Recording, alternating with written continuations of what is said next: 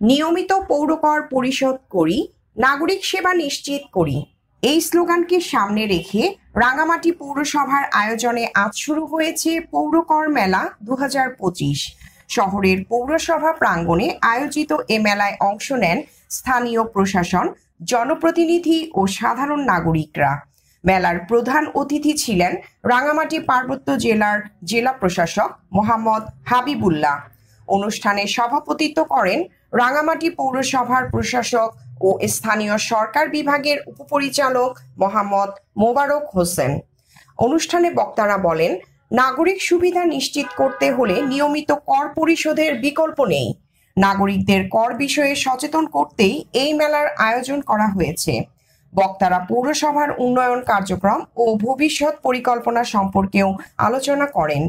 মেলা উদ্বোধনের আগে শহরের পৌর মার্কেট এলাকা থেকে একটি বর্ণাঢ্য র্যালি বের করা হয়, যা পৌরসভা মাঠ প্রাঙ্গণে গিয়ে শেষ হয়।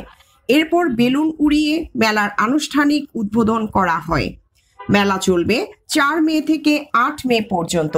5 দিন ব্যাপী এই আয়োজনে পৌরসভার বিভিন্ন সেবা সম্পর্কে নাগরিকদের অবহিত করার পাশাপাশি কর প্রদানকে সহজ ও উৎসাহব্যঞ্জক করতে স্থাপন করা হয়েছে একাধিক সেবা বুথ। রাঙামাটি থেকে ভিডিও ও তথ্যচিত্রের প্রতিনিধি Kamrul Islam Faisal. News desk, voice, Chittagong.